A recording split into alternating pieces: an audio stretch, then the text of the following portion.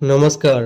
এই মুহূৰ্তত অসমৰ প্ৰত্যেকগৰাকী জনসাধাৰণৰ বাবে কেইবাটাও গুৰুত্বপূৰ্ণ খবৰ। আজি হৈছে ২৭ জুন। আজিৰ দিনটোতো অসমৰ লগতে ভাৰতবৰ্ষৰ বিভিন্ন প্ৰান্তৰ পৰা কেইবাটাও গুৰুত্বপূৰ্ণ খবৰ একত্ৰিত কৰা হৈছে।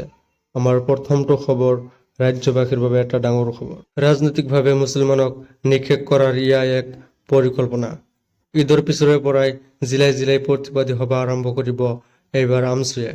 নিৰ্বাচন আয়োগ অসমলৈ অহা দিনটোত কলা বেজ পৰিধান কৰিব মুছলমান লোকসকলে। গণতান্ত্ৰিকভাৱে চৰকাৰৰ বিৰুদ্ধে ভয়াৱহ আন্দোলনত নামিব এইবাৰ আমছুৱে। সমষ্টি পুনৰ নিৰ্ধাৰণৰ খচৰা কোনো কাৰণতে মানি নোলোৱাৰ হুংকাৰ প্ৰদান কৰিছে। সমষ্টি পুনৰ নিৰ্ধাৰণৰ বিৰুদ্ধে ঈদৰ পিছতে মুছলমানসকলৰ প্ৰতিবাদ আৰম্ভ কৰিব।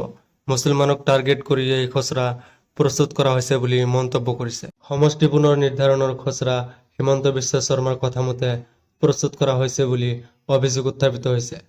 আমছুৰ নেতৃত্বত ৫ লাখ লোকে এই খচৰাৰ বিৰোধিতা কৰিব বুলি মন্তব্য। ৰাজনৈতিকভাৱে মুছলমানক নিষেধ কৰাৰ এক পৰিকল্পনা। বিদ্যুতৰ মাচুলৰ ক্ষেত্ৰত আহি আছে নতুন নিয়মসমূহ। শীঘ্ৰেই নিৰ্দেশনা জাৰি কৰিব ৰাজ্য চৰকাৰখনে। দিনত সুলভ, ৰাতি ব্যয়বহুল হ'ব বিদ্যুতৰ ব্যৱহাৰৰ ক্ষেত্ৰত। বেলি ডুবাৰ পিছতেই বৃদ্ধি পাব বিদ্যুতৰ মাচুলসমূহ। নিশাৰ ভাগত ব্যৱহাৰ কৰা বিদ্যুতৰ বিনিময়ত পৰিশোধ কৰিব লাগিব অত্যাধিক মাচুলসমূহ। নিশাৰ পৰিৱৰ্তে দিনৰ ভাগত ব্যৱহাৰৰ বিদ্যুতৰ ক্ষেত্ৰত ৰেহাই দিব চৰকাৰখনে।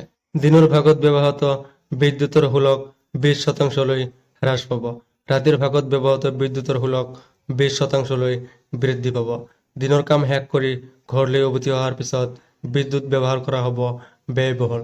বিয়লি বেলাৰ পিক টাইমত বিদ্যুতৰ মাচুল বৃদ্ধিৰ পৰিকল্পনা এইবাৰ ৰাজ্য চৰকাৰৰ। ২০২৪ চনৰ এপ্ৰিল মাহৰ পৰা দেশত প্ৰযোজ্য হ'ব এই নতুন নিয়মসমূহ। শুকুৰবাৰে বিদ্যুৎ মন্ত্ৰালয়ে ঘোষণা কৰিলে এই নতুন নিয়মসমূহ। নৱীকৰণযোগ্য শক্তি ব্যৱহাৰৰ উদ্দেশ্যে প্ৰস্তুত কৰা হৈছে এই নতুন নিয়মসমূহ। বিদ্যুতৰ মাচুলৰ ক্ষেত্ৰত শীঘ্ৰেই নতুন নিয়ম জাৰি কৰিব এইবাৰ ৰাজ্য চৰকাৰখনে। আত্মসংস্থাপন আৰু স্বাৱলম্বনৰ বাবে চৰকাৰে দিব ১০,০০০ টকাসমূহ। প্ৰতিগৰাকী মহিলাৰ বেংক একাউণ্টত চৰকাৰে জমা কৰিব এই ধনসমূহ। চৰকাৰৰ এই ধন কিদৰে লাভ কৰিব? প্ৰথম জীৱিকা সখী আপোনালোকৰ ওচৰলৈ যাব। জীৱিকা সখীয়ে আপোনালোকক আত্মসহায়ক গোটৰ মহিলাক দিব এখনকৈ প্ৰপত্ৰ। এই প্ৰপত্ৰ পূৰণ কৰিব লাগিব মহিলাসকলে। কি উদ্দেশ্য এই ধন ল'ব সেয়া প্ৰপত্ৰত উল্লেখ কৰিব লাগিব। মহিলাসকলে লিখিব লাগিব, মই অমুক আত্মসহায়ক গোটৰ সদস্য।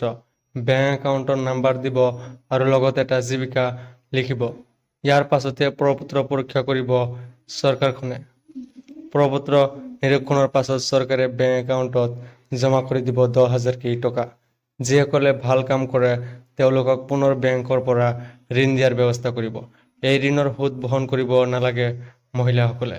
যদি কোনো মহিলাই ভাল ব্যৱসায় কৰি ৫০,০০০ টকা লোন লয়, তাৰে ২৫,০০০ টকা ঘূৰাই দিব নালাগে বুলি মন্তব্য।